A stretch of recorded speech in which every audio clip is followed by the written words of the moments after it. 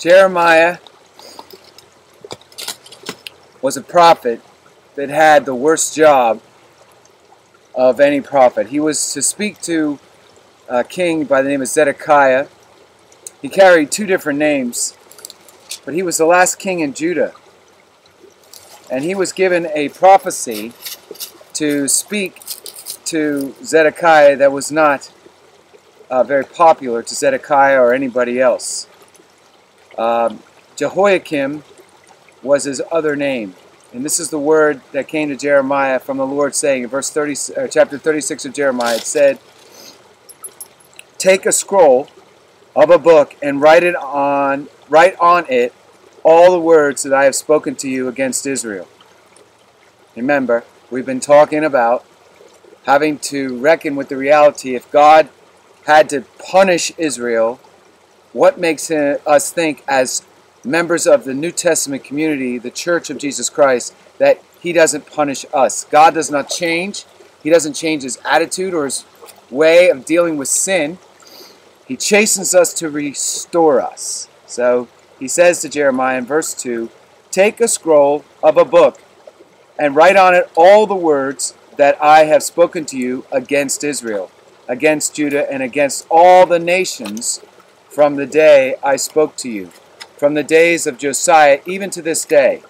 It may be that the house of Judah may turn back to God."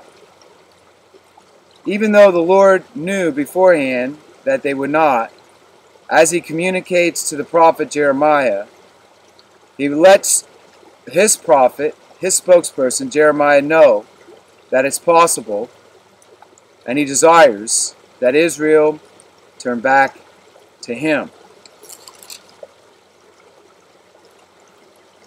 Verse 3 says, "It may be that the house of Judah will hear all the adversities which I purpose to bring on them, that everyone may turn from his evil way, that I may forgive their iniquity and their sin."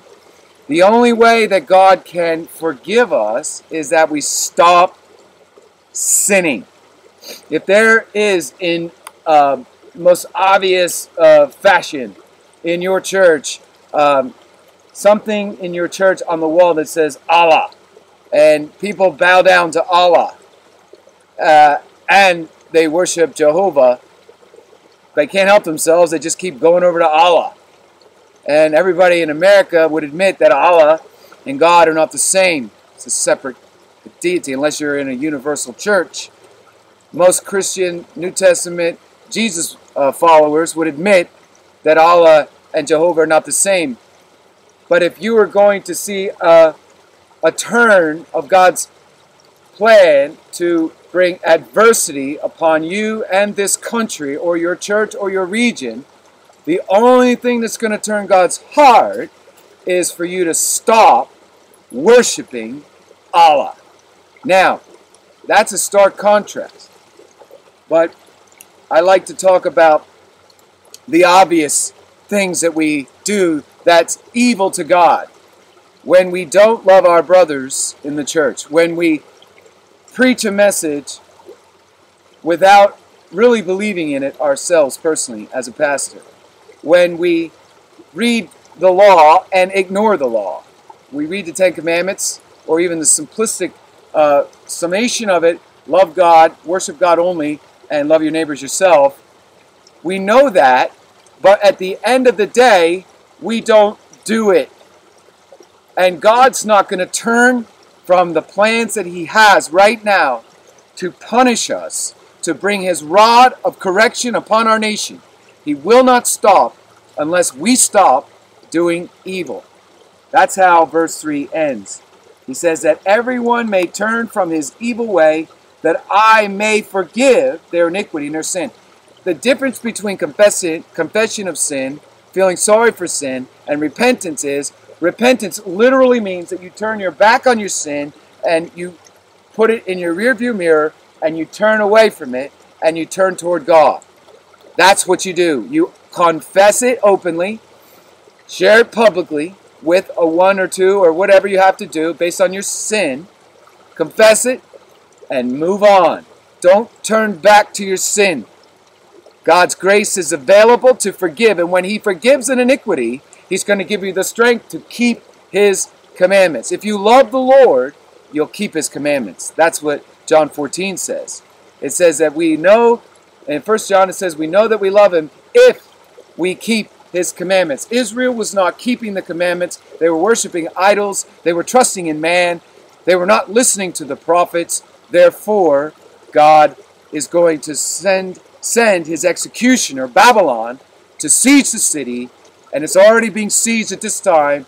And the prophet, even at the 11th hour, the 59th minute, and 59th second, Jeremiah is given a word to possibly turn Zedekiah back to God and the nation along with it. Verse 4 says, Then Jeremiah called Baruch, the son of Neri, and Baruch wrote on a scroll of a book, all at the instruction of Jeremiah, all the words which the Lord had spoken to him. And Jeremiah commanded Baruch, saying, I am confined. He's in jail. I cannot go into the house of the Lord.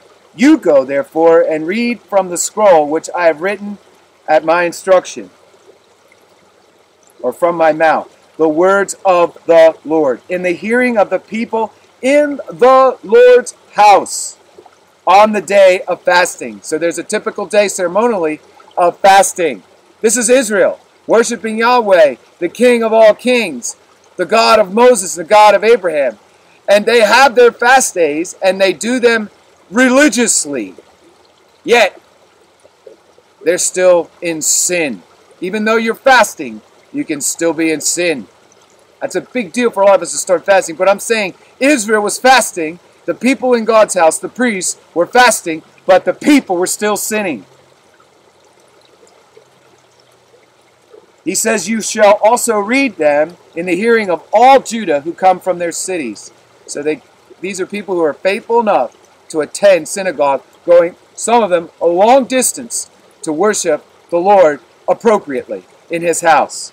It may be that they will present their supplication before the Lord, and everyone will turn from his evil way, for great is the anger and the fury that the Lord has pronounced against his people. And Baruch, the son of Neriah, did according to all that Jeremiah the prophet commanded him, reading from the book the words of the Lord in the Lord's house. And it came to pass in the 5th year of Jehoiakim, the son of Josiah, king of Judah, in the 9th month, that they proclaimed a fast before the Lord to all the people in Jerusalem, and to all the people who came from the cities of Judah to Jerusalem. Then Baruch read from the book the words of Jeremiah in the house of the Lord, in the chamber of Jeremiah, the son of Shaphan, the scribe.